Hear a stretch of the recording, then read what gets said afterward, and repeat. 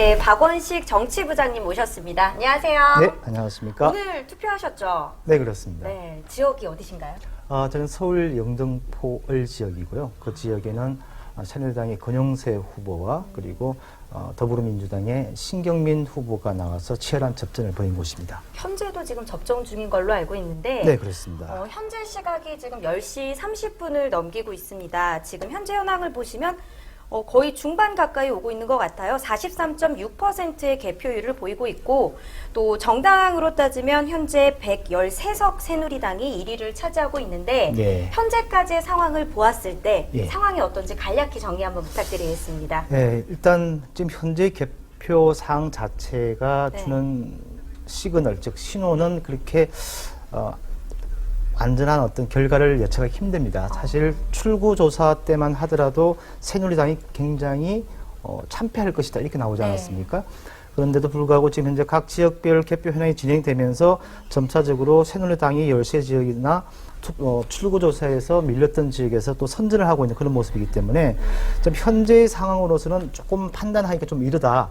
그래서 조금 당선 윤곽이 드러나는 곳이 좀 더 늘어나야 되지 않겠느냐 그렇게 보고 있습니다. 네, 그 여소야대 16년 만에 여소야대가 아니냐 아니면은 여대야소가 아니냐 뭐 이런 말들도 오가고 있는 상황인데 이 총선 결과가 갖는 의미 되게 중요할 것 같아요. 정당별로 보면 어떨까요? 예, 무엇보다 조금 전에 제가 지적을 했습니다만 네. 만일 출구조사대로 나와서 새누리당이 여당이 즉 다시 소가 되고 야당이 더 많아지는 그런 결과가 되게 되면 우리 총선 이번 총선에 대한 어떤 의미 자체가 많이 달라질 수 있습니다. 즉 집권당에 대한 국민들의 분노 혹은 뭐 불안감, 실망감이 그대로 표심으로 드러나지 않았느냐 어떤 그런 결과가 나오고요.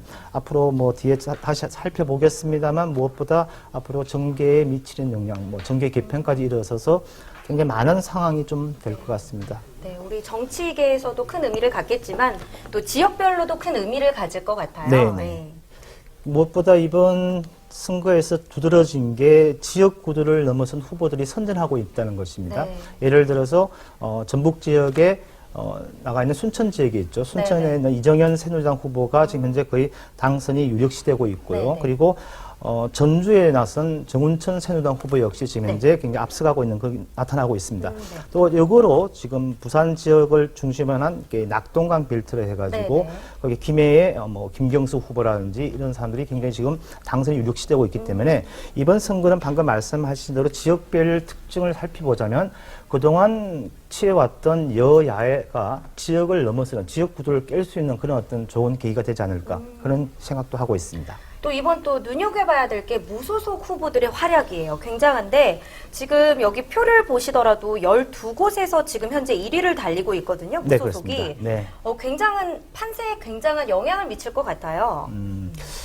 보시면 아시겠지만 이게 이들 무소속 지역들이 대부분 공천에서 탈락하거나 컷오프돼서 탈당해서 무소속됐고 이들 무소속 후보들은 늘 이렇게 선거 유세 기간 중에 이렇게 얘기했습니다. 다시 자기가 당선이 되면 원래 친정으로 자기 당으로 돌아가겠다 그런 부분이기 때문에 지금 현재 무소속 후보들이 12곳인데 동네 선거에서는 이보다 더 많았습니다. 사실은 더 많았고요. 지난 총선 때만 하더라도 이른바 뭐 친박 연대를 해가지고 무소속으로 나온 이 사람들이 굉장히 큰 영향을 미쳤죠.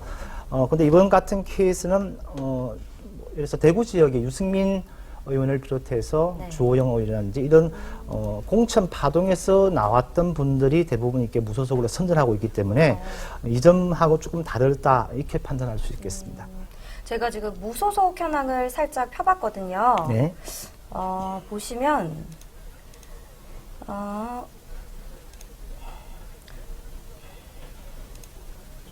이제 부장님께서 말씀하신 대로 네. 아무래도 새누리당에서 탈당한 무소속 후보들의 네, 네. 활약이 굉장히 대단해 네, 보입니다. 그렇습니다. 뭐 울산의 김종훈 후보, 윤종호 후보, 강길부 후보 이 후보들만 봐도 네. 새누리당에서 이제 나와서 많은 활약을 보이고 있는 게 네. 보이는데요. 당 복귀 가능성 당연하다고 보시는 것 같아요. 네. 아무래도 친정으로 돌아간다 이런 의미를 하신 걸 보니까 그렇다면 부장님께서 생각하시는 현재 서울지의 가장 격전지, 관심을 둬야 할 곳은 어딘 것 같으세요? 이미 조금 빛이 발했습니다만 네네. 무엇보다 항상 그 선거를 하게 되면 가장 격전지로 분류되고 정치 1번지로 부르는 곳이 네. 서울 종로 지역입니다. 네. 종로 지역을 보시면 뭐 많이 나와 있습니다만 현재 상황을 보면 개표율이 39.2%인데요. 네네. 더민주의 정세균 후보가 53.5%로 새누리당의 오세훈 후보의 38.9%입니다. 약 4,800표 차이로 앞서고 있어가지고 네네. 지금 현재 서울 지역에서 그동안 사실은 여론조사에서는 오세훈 후보가 굉장히 앞서갔습니다만 네네. 결국 뚜껑을 열고 보니 정세균 후보가 결국 승리하는 쪽으로 되고 지금 현재 당선이 확실시되고 있습니다.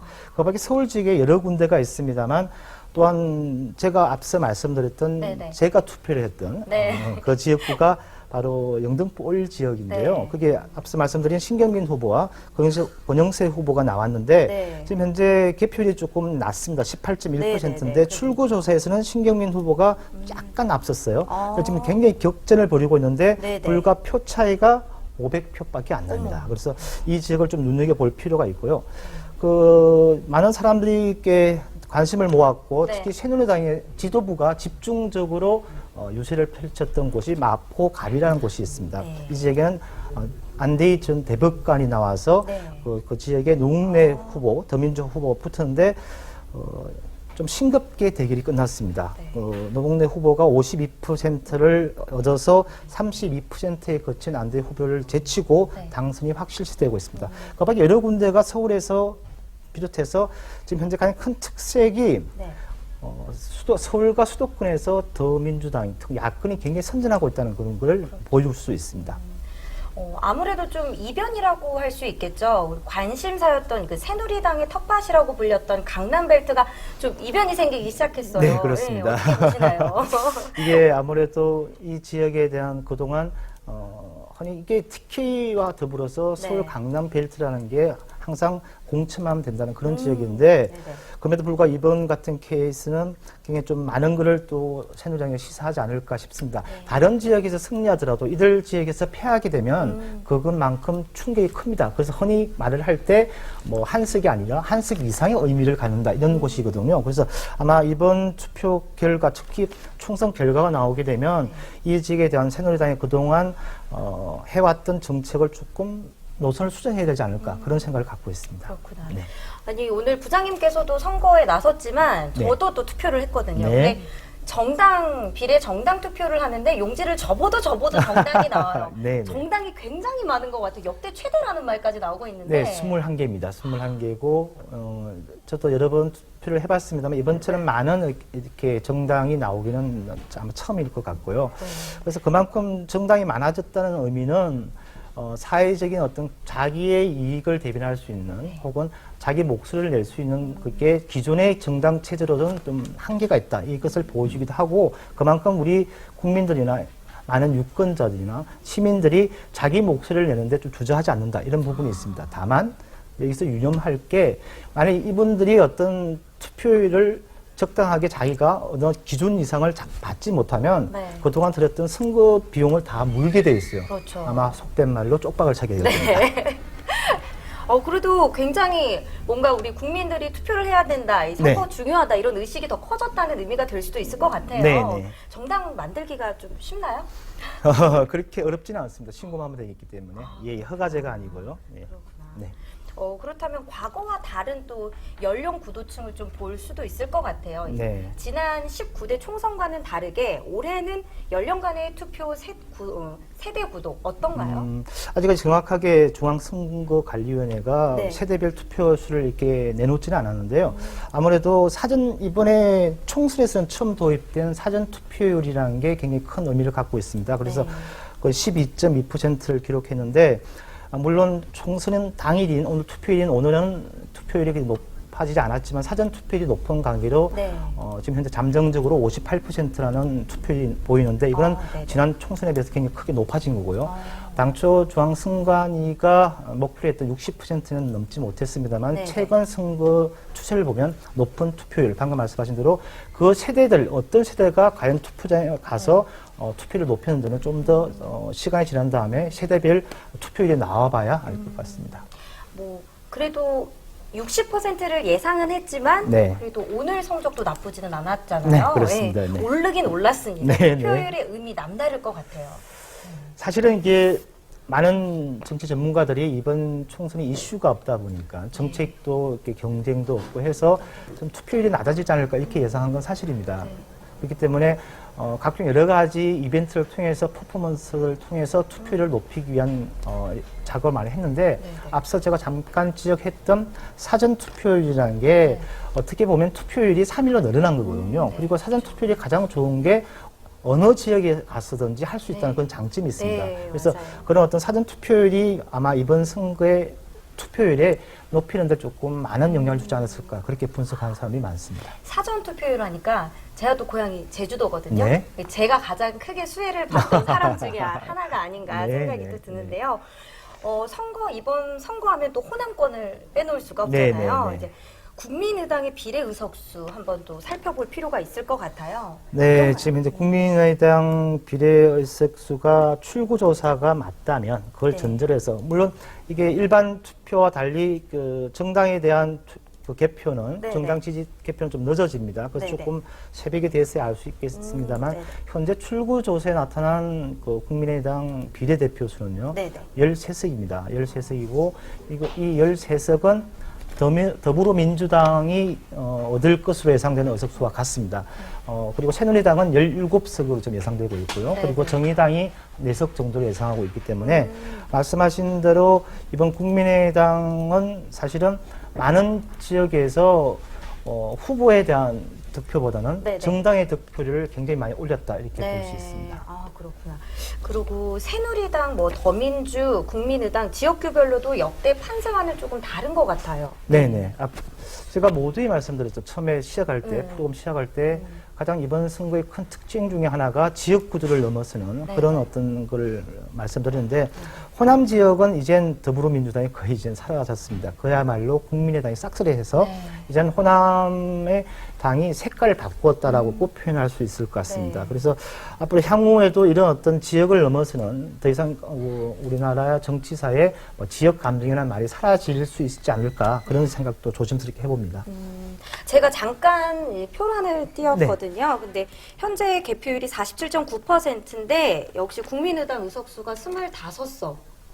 기존에- 이거는 네. 제가 설명을 드리면 이게 네네. 총 253석은 네네. 지역구 수입니다. 아, 그래서 108석에 17석을 더하고 여기다가 96에 13을 더하고 25석에 13을 더하면 38석이 되고요.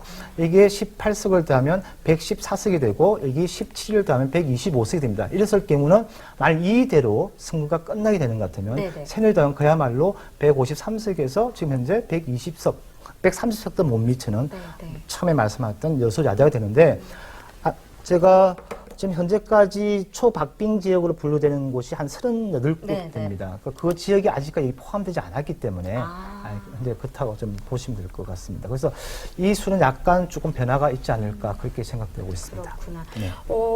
만약에 새누리 같은 경우에 본인들이 이제 주장했던 내세웠던 과반수 이상의 의석을 차지하지 못할 경우에 김무성 우리 대표도 그렇고 본인들이 내세운 말이 있잖아요. 네. 총선 끝나고 난 탈당한다. 김종인 대표도 마찬가지였죠. 난 비례대표까지 안 하고 나갈 거다. 이런 말을 했는데 네. 그들의 행보 조금 네. 어떻게 될지도 궁금해요. 네, 정확하게 표현하자면 김무성 대표는 가능클럽 토론회에서 네. 총선이 끝나면 승패에 관계없이 자기는 대표직을 내놓겠다. 이렇게 네. 탈당은 아니고요. 네. 그리고 김종인 대표는 똑같은 가능클럽 토론회에서 107석을 내세웠습니다. 107석을 얻지 못하면 자기는 당을 떠나겠다. 그래서 한때 셀프 공천 파동을 일으켰던 비례대표마저 던지겠다. 이렇게 말을 한 적이 있죠. 네, 네. 그래서 방금 이대로 어떤 추세가 돼서 네.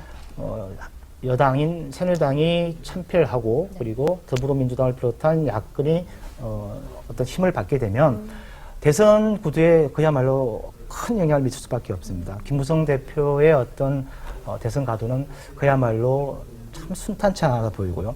김종인 대표의 경우에는 사실은 이게 당권에 관계있지 네. 실질적으로 그 고령인데다가 어떤 여러 가지 측면에서 볼 때 대선은 조금 무리지 않을까 싶은 생각을 하고 있습니다만 정작 본인은 그 부분에 대해서 이렇게 더 이상 자기는 킹 역할을 안 하겠다는 그런 킹 참모 역할을 하지 않겠다는 그런 말로 교묘하게 말을 피해갔는데 그래서 앞으로 이번 선거에서 드러날 수 있는 어떤 향후 대권 가도와 관련해서는 많은 사람들이 모르내겠습니다만 지금 우리가 방금 이야기하지 않았던 이게 문재인 대표가 있습니다. 문재인 전 대표가 사실은 이번에 호남 가서 두 분이나 무릎을 꿇고 사죄를 하고 함으로써 아마 그 전남이나 강주, 전북 등 호남 지역에서는 어떤 국민의당의 자리를 내줄지 모르지만 수도권을 비롯해 서울을 비롯한 수도권과 그 밖의 지역에서 선전함으로써 문재인 대표가 전 대표가 다시 한번 어떤 대권을 향해서 나아갈 수 있는 그런 발판이 마련됐다 이렇게 볼 수 있고요. 그 밖에 여러 측면에서 보면 새누리당으로서는 오세훈 전 시장이 가장 아깝게 되겠죠. 아무래도 이번 정세균 전 대표한테 이미 짓는 걸로 지금 나와 있어가지고 그래서 아마 그런 모습을 보면 새누리당으로서는 대선 후보군이 조금 줄어드는 대신에 더민주는 대선 후보군들이 좀 늘어날 수 있는 확장성이 있다 이렇게 봅니다. 그 확장의 폭을 이렇게 또 말씀해 주시는데 잠깐 다른 얘기로 조금 넘어가 보자면 우리나라도 우리나라지만 미국도 지금 현재 대선이 좀 진행 중이잖아요. 근데 우리나라와는 또 다른 과정을 거친다고 알고 있거든요. 굉장히 복잡합니다. 이래서 그 설명하려면 긴데요. 가장 간단하게 저희 대선은 직접적인 선거를 통해서 저희들은 하게 돼 있고 87년 민주화의 어떤 운동에 전 국민이 이제 직선을 원해서 하는데 미국은 전통적으로 이게 간선제입니다. 즉 다시 말해서 대통령을 뽑을 대의원을 뽑고 그 대의원들이 대통령을 뽑는 그렇게 돼 있고요. 그러니까 무엇보다 재밌는 거는 그 대의원 한 지역에 대의원에 확보한 데서 만약 10명의 대의원이 있으면 지지율대로 대의원을 나눠 갖는 게 아니고 한 표라도 이기면 그 대의원을 다 가져가는 성자 독식 구조로 되어 있습니다. 그래서 아이오와 코커스를 시작해가지고 각 당마다 서로 또 다른 또 구조가 되어 있고요. 해서 결국적으로 대선 좀 복잡하기 때문에 사실 좀 길게 설명하기는 좀 힘들 것 같습니다. 그냥 간단하게 승자 독식 이렇게 알면 될 것 같아요. 또 이렇게 선거를 지켜보면서 제가 또 느낀 게 그럼 가장 많은 이 최다선 의원은 누굴까 좀 알아봤는데 서청원 의원 같은 경우에는 7선? 현재까지 7선 중 이해찬 의원은 6선까지 한 걸로 알고 있어요. 서청원 의원이 이번에 만일 당선이 되면 8선이 됩니다. 이해찬 의원은 6선이 되고요.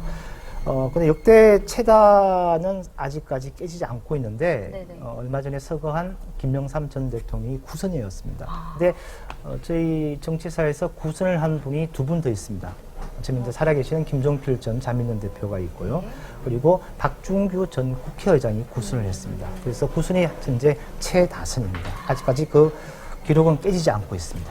9선이면 약 40년간 정확하게 하면 36년이죠. 36년 동안 직업이 정치입니다. 직업이 국회의원이고 그렇습니다. 어마어마한 그 기간 동안 정치 생활을 해서 오셨는데 지금 현재 시각이 10시 50분을 조금 넘기고 있어요. 그래서 중간 지금 현재 상황 한번 살펴보도록 하겠습니다. 현재 개표율이 48.6%입니다. 절반 가까이 개표가 된 걸로 나와 있고요. 정당별로 보면 지금 현재 112곳이 새누리당에서 1위를 차지하고 있고요. 101곳에서 더불어민주당이 1위를 차지하고 있습니다. 그리고 현재 새누리당 같은 경우에는 16곳에서 당선이 확실시되고 있는 모습을 볼 수가 있습니다. 지금 부장님께서는 지금까지 선거 결과 가장 좀 이변이다, 이번에 좀 의미를 갖고 있다라고 그냥 개인적으로 생각하시는 지역구. 앞전에도 또 영등포구도 말씀하셨지만 사실은 지역구들을 깨고 간 현재 출구조사로 보면 대구 수성갑 지역이 그 지역에 그 더불어민주당의 김부겸 후보가 62%가 나왔고요. 그 새누리당 김문수 후보가 38%를 얻어서 출구조사에서는 거의 더블 스코어 정도 되는 차이인데 다만 지금 대구 수성갑 지역구의 투표함이 조금 혼선이 있었던 모양입니다. 그래서 지금 조금 개표가 늦어지는데 만약 그 출구조사대로 만일 결과가 나온다면 아마 이번 선거에 가장 획기적이고 아마 대구 지역에서 30년 만에 처음으로 이렇게 야권 후보가 당선되는 그런 이변입니다. 그래서 우리 한국 정치사에서도 조금 획기적인 사건으로 기록될 수 있고 그래서 앞서 제가 말씀드렸던 전북 지역의 2명의 새누리당은 맞먹게 대구 지역에서 특히 네. 지역에서 처음으로 더불어민주당 야권 후보로서 당선되는 그런 게 있기 때문에 이 지역에 대한 게 저 개인으로서는 가장 크게 와닿고 실제 제가 이 지역을 유세 현장을 취재하고 두 후보를 다 만나봤을 때 그 유세장의 분위기가 달랐습니다. 네. 즉 다시 말해서 김문수 후보의 경우에는 아무래도 좀 연령층이 좀 높은 분들에 대해서 조금 호응이 있는 반면에 이 김부겸 후보의 유세장에는 자발적인 좀 젊은 층 중심으로 해서 하나의 축제를 이루어가는 그런 기분을 이제 분위기를 봤는데요. 그 지역에 재미있게 새누리당 지지도가 거의 50%입니다. 근데 김문수 후보가 그 개인의 어떤 후보에 맞지 않게 이렇게 어떤 지지도가 낮아진 이유가 그 개인의 문제가 아니고 그 김부겸 후보가 그 지역에 세 번이나 이번 세 번 삼수거든요. 네네. 두 번 해서 이번만큼은 한번 사람을 밀어주자. 그래서 대구 지역에서도 이런 어떤 조금 깨어 있는 의식이 있다는 걸 보여주자. 이런 어떤 민심이 모아진 결과가 아닐까 그렇게 보고 있습니다. 개인적으로 저도 이제 선거 방송 전에 네. 이것저것 신문도 보고 뭐 뉴스도 봤는데 홍일학 후보, 네. 또 김부겸 후보 네. 가장 좀 이색적이다 이분 네, 네. 대단하다. 어떻게 보면은 인생 일대의 새로운 도전은 아닌가라는 네, 생각도 네, 들긴 그렇습니다. 했거든요. 네, 맞습니다. 개인적으로는 전 그분들이 참 대단하다 느꼈는데 다시 한번 좀 정당별 총선 결과의 의미 간략하게 한 말씀 정리 부탁드릴게요. 네. 그 가장 중요한 이번 선거 의미는 민의, 즉 다시 말해서 민심, 국민들의 뜻은 지금 현재 정치에 대해서 실망하고 있다. 그 실망한 것을 표로 보여줬다. 앞서 말씀드렸던 투표율이 당초 예상보다 높아진 것도 그렇고 사전 투표에서 이미 드러났듯이 우리 국민들이 정치에 대해서 뭔가 좀 보여주려고 한 것 같다. 이런 좀 정신 좀 차리라 이런 부분이 있습니다. 그래서 제가 저희 나라의 어떤 좀 원로들에게 각계 원로들에게 20대 국회에 대해서 무엇을 바라느냐고 이렇게 제가 인터뷰를 하니까 무엇보다 일을 하는 국회, 그러니까 싸움박질하지 않는 국회, 그리고 무엇보다 정치가 국민한테 희망을 주는 그런 게 돼야 된다 이런 말씀을 많이 하시는데 이번 선거가 보여주는 결과가 물론 내일 아침에 뭐 최종적으로 나오겠습니다만 나왔던 부분이 대부분 어떤 그런 민심을 표로 심판한 게 아닐까 이렇게 저는 생각하고 있습니다. 이번 연령층 구도도 더 젊어진 거를 감안하면 정말 정치는 국민들의 희망이 정말로 되지 않을까라는 그런 기대도 걸어보는데요. 또 투표에서 이모저모 얘기를 또 안 다룰 수가 없잖아요. 예. 뭐 이슈가 많이 됐는데 투표 용지를 찢어졌다, 투표 용지를 찢었다, 투표 용지를 2장을 받았고 투표 용지가 없다. 그래서 뭐 어떻게 해야 되냐 이런 말들이 좀 있었어요. 이모저모는 여러 가지 있는데요. 제가 볼 때는 제가 하나만 짚고 넘어가고 싶은 게 방금 말씀하신 그 사회자가 말씀하신 것도 중요하지만 제가 잠깐 말씀드리지 못한 부분이 있는데 여소야대가 정부에 대한 민심의 분노 표출인데 말하지 못한 부분이 향후 이제 박근혜 대통령이 그럼 어떻게 정치를 해나갈 것인가 앞으로 남은 임기 동안 어떻게 해나갈 것인가가 가장 중요한 포인트거든요. 무엇보다 레임덕이라고 흔히 부르는 권력 누수 현상이 좀 가속화될 수 있지 않을까 싶습니다. 다음으로 이제 그동안 이제 흔히 진박 후보들이 대거 국회에 들어오겠지만 그분들이 이렇게 여소가 된 상황에서는 힘을 받지 못할 거고 그렇게 되면 자연스럽게 친박계와 비박계의 내부 당권 투쟁은 물론이고 이런 어떤 내부 갈등이 밖으로 확산해서 여권의 재편 다시 말해서 정계 개편으로 이어질 수 있는 그런 큰 의미가 있을 것 같습니다. 그래서 이렇게 됐을 경우 만일 이 결과대로 선거가 이제 끝난다면 총선 결과가 나온다면 무엇보다 그동안 박근혜 정부가 추진해왔던 여러 가지 개혁 작업이 있지 않습니까? 그런 작업에 제동이 걸리고 어떻게 그게 어떤 식으로 정부에서 입법을 할지 모르겠습니다만 남은 임기 동안 이게 여당 단독으로 모여서 할 수 있는 게 없습니다. 국회 선진화법이 있기 때문에 그것을 바꾸지도 못하고요. 사실은 새누리당이 이번에 180석을 목표로 했던 이유가 아무리 다수당이라 하더라도 소수당의 의견을 무시할 수 없는 그런 구조가 선진화법입니다. 그래서 아마 자칫 잘못하면 이런 어떤 정계 개편이 이루어지지 않고 이 구도도 지속된다면 네네. 우리 한국 경제에 미칠 수 있는 영향도 적지 않을 것으로 봅니다. 아, 그렇구나. 현재 지금 투표율이 51% 개표가 개표율이죠. 돼 있었어요. 예, 예. 예. 개표율이 51%를 넘어서고 있는데 당선된 곳이 몇 곳 나와 있다고 네네, 하거든요. 맞습니다. 그래서 네. 그곳을 조금 짚어주실 수 있으신지. 여기 보시면 이게 뭐 여러 학실시 된다는 거군요. 네네. 이게 남은 학실. 표를 네네. 다 이렇게 깐다 그러죠. 네네. 개표를 하더라도 네네. 영향을 미칠 수 없는 그런 지역을 말하는데 지금 현재 네. 확실되는 건 많습니다. 앞서 말씀드린 대로 네네. 현재 상황 자체가 워낙 박빙 지역이 다만 이런 부분은 크게 중요하지 않고 제일 네네. 중요한 게 앞서 네네. 말씀 38개라 했는데 지금 제가 데이터가 없습니다만 30개 되는 초박빙 지역이 있습니다. 네네. 그 지역의 결과가 아마 전체적인 판세를 분석하고 총선 결과로 바로 이어지는 그런 결과인데요. 그 지역을 좀 눈여겨볼 필요가 있다. 남은 시간 동안. 결국 그렇습니다. 끝날 때까지 끝난 게 아니다. 네, 이제 박빙의 승부가 예. 결국 결정을 좌지우지하게 될 거다 이런 말씀을 네. 하시는 것 네, 같은데 특이하게 그 무소속 후보 중에 한 분이 그런 발언을 했대요. 국회의원 내가 당선이 된다면 나는 국회의원 월급을 복지 비용에 쓰겠다. 뭐 이렇게 발언한 분도 있다고 하는데 네. 해외에는 실제로 국회의원 월급을 안 받는 그런 나라도 있다고 하더라고요. 그 동유럽 같은 데 북구 쪽에 가면요. 네네. 이렇게 하나 있던 국회의원이 네네. 우리처럼 갑질하고 하는 네. 벼슬이 아니고 네. 아니, 시민한테 자원봉사하는 그런 데도 많고요. 선진국가일수록 더욱더 그런 게 많습니다만 우리 국민들이 정치에 대해서 혐오감을 갖고 네네. 싫어하는 이유 중에 하나가 네. 방금 말씀하신 대로 돈은 사실은 큰 문제가 아닙니다. 그분들이 하는 행태 자체가 혐오를 불러일으키고 있기 때문에 네.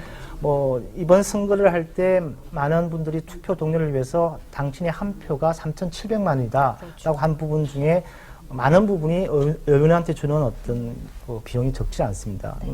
의원 한 명이 가져가는 어떤 개인 세비 외에도 보좌진이나 뭐 차량 구입비, 뭐 사무실 운영비 모든 게 지원되기 때문에 네.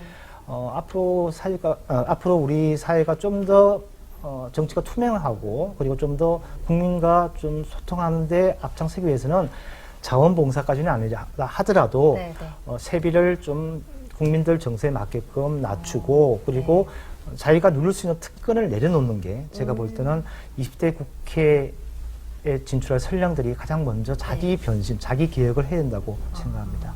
그렇구나. 제가 중간에 당선자를 조금 읊어달라는 또 네. 요청이 들어와서 그렇습니까? 그래서 당선자를 제가 예, 예, 지금 한번 네, 네. 서치를 해본 결과 네. 현재 지금 뉴스 보도를 통해서는 뭐 새누리당 강석호 의원 네, 예상하셨죠? 네, 네. 예상하셨으면 재미가 조금 없겠어요. 네. 표창원 더민주 표창원 의원 예상하셨죠? 예. 그분 워낙 여론조사가 좋았어요. 사실은 좋았고 네. 그리고 출구조사에서도 앞서 나왔기 네네. 때문에 근데 재미있는 지역들은 이게 당선된 지역이 아니고 출구조사가 1등으로 나왔는데 네네. 갑자기 2등하고 바뀌는 경우가 있어요. 네네. 네, 그런 경우가 몇 군데 제가 살펴봤는데 네네. 그런 지역구가 사실은 이제 격전지로 분류되는 그렇죠. 지역구거든요. 그래서 뭐 이게 출구조사와 예를 들어서 이런 곳이 있습니다. 개표율이 이제 91.3%가 끝났는데요. 네네. 이게 좀 이 지역도 좀 이변입니다. 부산 연제구라는 데가 있는데 부산 연제요? 개표가 91.3%가 됐고요. 네네. 그런데 이 지역의 당초 출구조사는 김희정 새누리당 후보가 되는 걸로 되어 있었는데 네네. 출구조사 2위를 했던 더민주 김혜영 후보가 네. 당선이 확실시 된다라고 이렇게 나오고 있습니다. 예. 그래서 제가 앞서 말씀드렸던 것처럼 이곳이네요? 네네 네. 그렇습니다. 보시면 아시겠지만 이게 잘 돼 있는데 출구조사가 1위였는데 그렇죠. 1, 2위였는데 이게 오차 범위가 사실은 있습니다. 네네. 오차 범위가 2%, 6%가 플러스 마이너스 되기 때문에 네네. 틀릴 수 있는데 이렇게 출구조사 결과가 바뀌는 지역의 경우는 이건 그래서 각 방송사에서 최저와 최대를 주는 이유가 그런 데 있습니다. 그래서 이 부분들이 이 격전지들의 결과에 따라서 좀 더 제가 볼 때는 이렇게 갈 경우에는 좀 더 새누리당이 더 불리하지 않을까. 왜냐하면 당초 출구조사에서는 김희정 여성부 장관이죠. 전 여성부 네네. 장관이 네. 이기는 걸로 나왔는데 그러면 출구조사에서는 앞서 갔을 거 아닙니까? 네네. 그런데 뚜껑을 열어보고 개표해보니까 이유가 됐어요. 그럼 더민주가 한층 늘어났습니다. 네. 근데 이 지역도 앞서 말씀 지역구도를 깨고 이 지역이 사실은 여기뿐만 아니고 옆에 있는 김해갑, 을 지역 해가지고 김경수 후보나 네네. 김재수 후보들을 해가지고 이른바 낙동강 벨트라고 해가지고 낙동강 벨트. 예예 그 지역에 새롭게 형성되는 야권 어떤 교두보가 되는 것일 수 있습니다. 아, 네. 그렇구나. 열어보기 전까지는 결정할 수가 없는 거고. 네, 그렇습니다. 그러면 사전 출구조사도 100% 정확하다라고 또 말할 수가 없는 거네요. 예, 무엇보다 이번 출구조사가 가질 수 있는 네. 뭐 여러 가지 한계가 있는데 하나가 사전 투표율이 반영이 안 되는 거죠. 그쵸. 그러니까 사전 투표율을 이렇게 반영하면 조금 네네. 차이가 있을 수 있지 않을까. 근데 다행히 이번에는 지난 총선에 비해서는 좀 더 네네. 많이 좀 그거 됐습니다. 네네. 사실은 예, 예. 아. 많이 낮춰졌습니다. 네, 네. 새로운 또 정보가 하나 들어왔어요. 네. 사전 투표자가 513만여 명 중 네, 네. 19살에서 29살 네. 그 사이에 있는 청년층들이죠. 네네네. 86만 명, 16.83% 비중의 이분들이 굉장히 높은 아, 참여를 그렇군요. 보였다고 네네네. 나와 있더라고요. 그래서 이것도 우리 아까 부장님께서 말씀하셨다시피 정치가 국민의 희망이다라는 말을 이렇게 증명해 주는 게 아니냐 네네. 싶은데 이렇게 청년층의 참여도가 좀 높은 이유가 따로 있을까요? 글쎄요. 종종 그 선거는 나이 드신 분, 연세 드신 분들의 어떤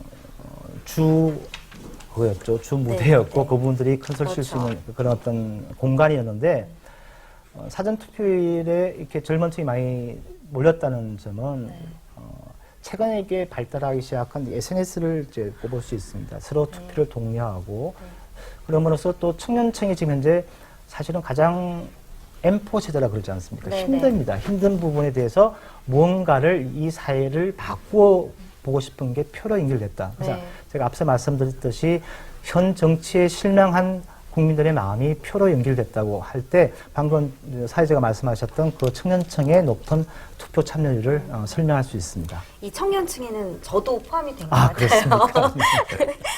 굉장히 많은 수치예요. 저도 네네. 몰랐는데 이렇게 많은 청년층 분들이 이번 우리 20대 총선에 관심을 가져준 것 같아요. 네. 아까 좀 말을 이어가 볼게요. 국회의원 월급 얘기가 좀 오고 가고 했는데 실제로 국회의원 월급이 얼마나 되는지 국회의원 자녀분들 아니면은 또 모르실 거예요. 아니, 다 세비가 다 공개가 되어 있습니다. 공개되어 있고 대략적으로 네. 연봉 개념으로 1억이 넘죠. 그러니까 단순히 그 1억을 넘는다는 게 문제가 아니고 네. 그 보좌진을 줄 수가 있습니다. 수행비서까지 총 7명까지 줄 수 있는데요. 상급 보좌관, 뭐 6급 보좌관 이분들도 네. 연봉이 꽤 높습니다.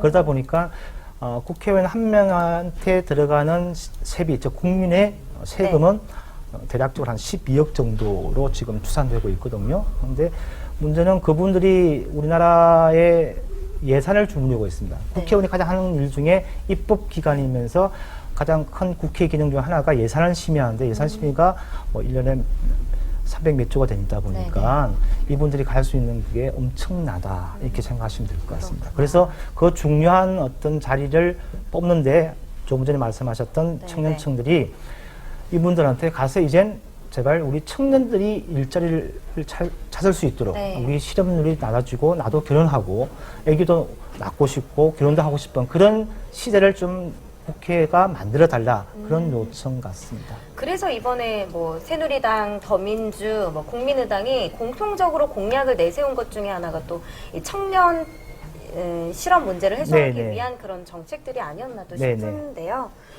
좀 기억에 남는 공약 혹시 있으세요? 이렇게 당들 다양하게 뭐 공약을 내세웠는데.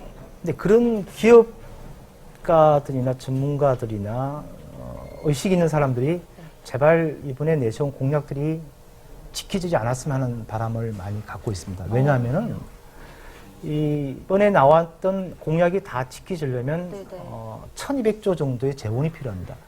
즉 다시 말해서 이분들이 내세운 공약들을 하려면 저희 나라가 한 3년치 예산을 쏟아부어야 되기 때문에 제가 볼 때는 그중 일부 말씀하신 대로 좋은 공약도 있겠죠. 정책적으로 개발해야 될 공약도 있겠지만 너무 호황되고 터무니없는 공약들이 많았다. 저는 오히려 그렇게 평가하고 싶습니다. 사실은 무엇보다 어느 당이라고 제가 말씀드리지 않겠지만 어느 당에서 내놓은 공약에 따르면 재원 마련 대책이 하나도 없어요. 뭐 그런 당도 있고 했기 때문에 글자적으로 공약은 빌공짜로 해서 공약이 될 수밖에 없다. 네네. 그래서 다만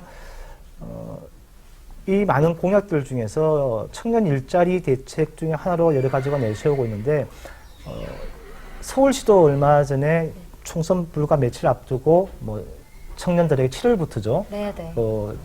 미취업자 청년들에게 50만 원씩 월 주겠다 이런 네네. 공약 이제 정책을 실천하는데 아마 앞으로 지자체나 이런 분께 좀 늘어나겠죠. 이런데 그런 부분에 대해서 그런 부분이 아직은 이제 그냥 법으로 제도화되지 않았기 때문에 그런 부분을 이제 제도화시키는 부분. 그래서 청년들을 취업하는 데 있어서 그 전까지 어떤 준비 기간 동안 최소한의 어떤 자기가 뭐 자료를 구입한다든지 뭘 할 수 있는 어떤 그런 경비를 지원하는 측면에서는 제가 볼 때는 반드시 법으로 연결되는 것도 괜찮다 봅니다. 그러니까 재원을 조금 조달할 걸 생각하면서 올바른 정책을 좀 추진한다면 네네. 더 값진 결과물이 나올 거다라는 또 말씀을 해주시는데 네네. 현재 투표 상황 한 번 더 제가 살펴보도록 하겠습니다. 현재 개표율이요 5%고요. 네. 그리고 새누리당이 지금 현재 111석, 그리고 네. 더민주가 104석, 네. 국민의당이 25석. 네네. 이건 지역구 기준입니다. 네. 정의당이 2석, 무소속이 11석 이렇게 되어 있는데요. 이게 앞서 제가 말씀 비례대표를 조금 더하시면 지금 현재 새누리당은 128석이고요. 그리고 더민주는 117석이 되나요? 그렇죠. 117석이고 국민의당이 38석입니다. 이게 예상치가 되고요. 정의당이 한 4석, 6석 이렇게 될 것으로 예상되고 있습니다. 현재. 국민의당은 30석 정도 돼도 성공이 아닐까라고 생각을 했는데 그 이상이 나오네요. 또. 네, 그렇습니다. 지금 그래서 무엇보다 흔히 말하는 교차 투표라고 하는데요. 네네. 서울 지역에 이렇게 야당이 선전할 수 있는 가장 큰 네. 이유 중 하나. 그러니까 대부분 사전 여론조사에서 총선 전에 했던 여론조사에서는 대부분 새누리당 후보가 앞섰지만 결국 총선 때까지 그걸 유지하지 못했던 부분이 야권 분열이라는 그런 부분이 있었는데 유권자들이 현명하게도 교차 투표라는 것을 활용해서 국민의당 후보한테는 비례대표를 이렇게 정당을 짓고요. 예를 들어서 자기가 야권 지지자의 경우는 후보는 국민의당에 갔을 경우에는 상대적으로 더불어민주당 후보가 불리하기 때문에 그래서 야권 지지자나 아마 그랬을 것으로 추정됩니다. 그래서 사람은 후보자는 더불어민주당을 찍고 정당 지지는 국민의당 하는 그것을 교차 투표라고 하는데요. 그렇게 해서 가다 보면 그동안 사실은 국민의당 지지자로 머물렀던 사람들이 대부분 더불어민주당 지지로 네. 돌아섰거든요. 그 현상에 따라서 새누리당 후보가 사실은 사전투표에서는 이겼지만 여론조사에서는 실제 투표에서는 더 야권이 좀 공고해지는 그런 어떤 지지자들이 결집하는 이런 효과가 있었던 것 같습니다. 형평성을 둘 수 있는 제도라고 좀 볼 수 있습니다. 근데 무엇보다 이제 비례대표가 이전에는 의석수 비율대로 줬지만 네. 지난 총선 때부터 이게 정당에 투표하면 그 정당 지지도에 따라서 비례대표가 이게 나눠집니다. 그러다 네네. 보니까 야권 지지층이 현명한 판단을 했다라고 평가할 수 있을 것 같습니다. 그렇구나. 여기 보니까 제가 또 펴봤는데요. 부산 쪽에서는 뭐 유기준 후보 네. 이렇게 당선이 이제 서서히 이제 드러나는 모습을 이 지역에서 눈여겨볼 중에 앞서 네네. 말씀드린 아까 연재가 연재로 현재가 있고 조금 내려보시면 여기 배재정 의원인데 여기가 네네. 사실은 지금 현재 아직까지는 50%지 않습니까? 네네. 50%인데 지금 이제 큰 차이가 없습니다. 네네. 근데 이 지역에서 재밌는 게 출구조사를 배재정 의원이죠. 배재정 네네. 의원이 지금 1위를 했는데 네. 무소속하고 지금 사상 지역에는 재밌게 새누리당이 빠져 있습니다. 네네. 그렇죠? 이게 아주 재미있는 이 지역구가 되겠습니다, 사상이. 나머지 지역에서는 사실은 대부분 새누리당이 무난하게 당선되지 않을까 그런 생각이 들고 있습니다. 네네. 서울 지역도 잠깐 살펴볼게요. 네. 서울 지역 잠깐 살펴보면 지금 네네. 보시면 지금 현재 이 지역이 용산 지역인데요. 여기 네네네. 보시면 아시겠지만 이 지역이 지금 현재 네. 더민주의 진영 후보와 새누리당의 항춘자 후보가 지금 초박빙입니다. 네네. 박빙이고 지금 현재 아직 87%가 되는데요. 네, 출구조사에 따르면 많은 차이가 나야 되는데 이렇게 많이 따라붙고 있거든요. 네. 사실은 근데 아직까지 뭐 유력하다거나 하지 않고 남은 개표에 따라서 얼마든지 등수가 바뀔 수 있는 그런 표차가 되겠습니다. 이 지역이. 눈에 띄는 접전지네요. 네, 그렇습니다. 이 지역이 그렇습니다. 조금 더 내려보도록 네. 하겠습니다. 또 눈여겨보실 만한 곳이 그리고 네. 서대문갑 네, 지역은 여기. 뭐 2승 2패 했었죠. 네, 근데 네. 뭐 출구조사와 거의 비슷한 추세가 되고 있고요. 우상호 후보가 결국 이제 5전 네. 3승 2패가 됩니다. 아, 운동할 때부터 되게 치열했던 지역으로 알고 있어요. 네, 그렇습니다. 저희 회사 바로 근처잖아요. 네. 안철수 후보 또 빼놓을 수 없는 네, 얘기 이 지역은 뭐 아니겠어요? 사전 여론조사도 그랬고 네네. 지속적으로 안철수 대표가 우위를 앞서간 지역이기 때문에 사실은 네네. 큰 위기는 아니고요. 예상대로 됐다라고 보시면 될 것 같고 다만 지금 국민의당이 가장 큰 고민이 네네. 호남권을 제외하고 서울과 수도권 지역에서 안철수 대표 외에는 당선자가 현재 없습니다. 현재까지는. 그래서 그게 아마 안철수 대표가 앞으로 헤쳐나가야 할 좀 대선 후보로서 이 부분을 어떻게 자기가 헤쳐나갈 것인가. 다만 앞서 말씀드렸지만 조금 긍정적인 거는 비례대표 후보자 정당 후보가 높았다는 점이 안철수 대표로서는 굉장히 큰 호응이겠죠. 네. 네네. 지금 방금 들어온 소식이에요. 네. 같이 보겠습니다. 부장님. 네네. 11시 8분, 오후 11시 8분 기준으로요. 네. 정당 득표율 지금 현재 네네. 국민의당이 더불어민주당을 제쳤다는 지금 네네. 보도가 나오고 네. 있습니다. 새누리당이 36.9%, 국민의당이 25%, 또 더불어민주당이 24%로 이 상황 어떻게 지금 보시나요, 부장님? 이게 그렇게 흥분할 건 없고요. 네네. 이게 지금 현재 개표율이 좀 16.7%지 않습니까? 네네. 일반 지역구 개표와 달리 이 비례대표 개표가 조금 늦습니다. 네네. 이게 후순위이기 때문에 그래서 네. 이게 앞서 말씀드린 거의 비슷하게 나올 건데 다만 지금까지 나온 거에 따르면 국민의당이 만일 이대로 간다면 굉장히 네. 큰 이변입니다. 그러나 당초 출구조사대로 가자면 이건 잠시 이게 잠깐의 행복이겠죠. 잠깐의 행복이고 그래서 어떻게 될지 모르겠지만 어찌됐든 이번에 국민의당에 대한 정당 지지도는 사실은 예상을 뛰어넘는다 이렇게 볼 수 있습니다. 선전이 조금 대단했다 이렇게 볼 네. 수 있을 것 같아요. 지금 보면 제가 아까 이제 후보란을 조금 살펴봤거든요. 네네. 이제 여러분들이 나오셨던데 기존의 직업이 이제 정당이신 분도 계시고 네. 아니면은 뭐 변호사이거나 뭐 사회운동가 또 뭐 다른 뭐 대리운전 기사 뭐 이런 부분도 나오는데 본업이 있는데 뭐 정당인이 되었어요. 네. 근데 뭐 떨어져도 본업에 다시 충실하면 되지만 네. 기존 정당인 직업만 가졌던 분들은 떨어지게 되면 어떻게 밥벌이를 또 이제 하나요? 정치 백수라고 하는데요. 네. 네, 이럴 경우 이제 집권당 여당 후보로 됐다가 낙선한 경우에는 이래서 뭐 정부 기관이나 네. 이런데 재취업해서 네. 그래서 이른바 낙하산 논란이 벌어지기도 하고 그렇죠. 네네. 그래서 뭐 그런 부분이 있습니다만 대부분 정치인들은 한번 그 정치와 관련된 일을 또 하게 돼 있습니다. 네네. 하게 돼 있고 각종 뭐 여러 가지 정치와 관련된 일이 많기 때문에 최근에 가장 눈에 띄는 직업 중에 하나가 이게 방송인으로 전환하는 거예요. 정치를 하다가 그래서 네네. 이른바 종편에 여러 가지 이제 패널들이 많지 않습니까? 네네. 가장 많은 흡수층이 되고 있죠. 그래서 뭐 저희들 먹고 살기도 바쁜데 그 정치 나와서 몇 억씩 쓰는 이런 정치인들 걱정할 필요 없다고 봅니다. 알아서 밥벌이 한다. 네, 걱정할 네. 필요 없다. 네, 이 네. 말씀이신 것 같은데 부장님 또 지금 현재까지 총선 결과를 조금 읊어보고 있는데 네. 현재까지 봤을 때 조금 어떤 의미가 있는지.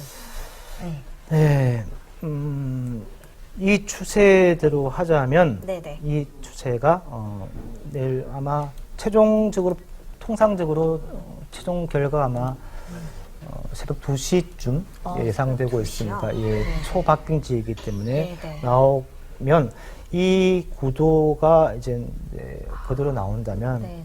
다시 한번 거듭되는 말씀입니다만 아무래도 여소야대라는 게 가장 큰 그거고요. 새누리당이 과반 의석 확보에 실패함으로써 네네. 전국 주도권을 야권한테 내줬다라는 식이 될 수 있습니다. 이게 여소야대가 되면 네.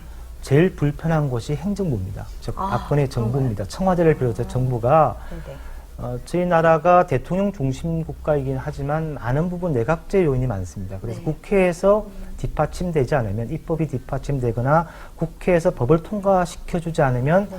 정부가 할 수 있는 일이 굉장히 제한적입니다. 그러다 보니까 그동안 계속해서 새누리당이 박근혜 정부의 마지막 임기, 남은 임기를 네. 좀 더 순탄하게 하기 위해서는 새누리당을 지지해 주십시오라고 하는 이유 중에 하나가 국회 권력이라는 게 어떻게 보면 행정부를 능가하는 부분도 사실은 있습니다. 그게 즉 입법을 통해서 그렇거든요. 그러다 보니까 이 여소야대가 되는 순간 지금부터 박근혜 정부는 굉장히 앞으로 험한 길을 갈 수밖에 없다.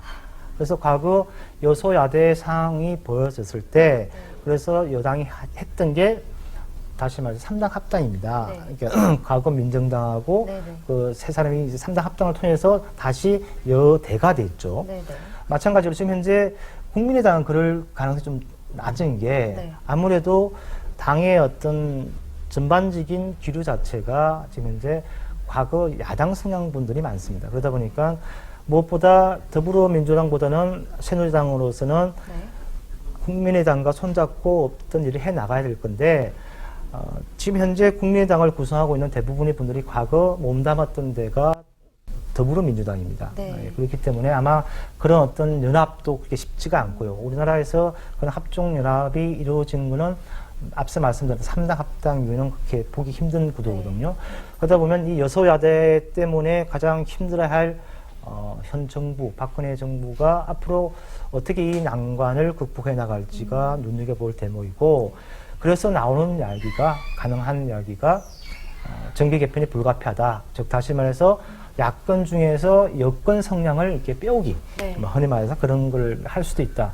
예, 그것을 좀 더 좋은 말로 하자면 정계 개편이 됩니다. 정계 개편이 되고 이게 말을 하자면 내 편을 좀 더 만들어 보자 이런 취지로 될 수밖에 없습니다. 네. 그렇다면 마지막으로 네.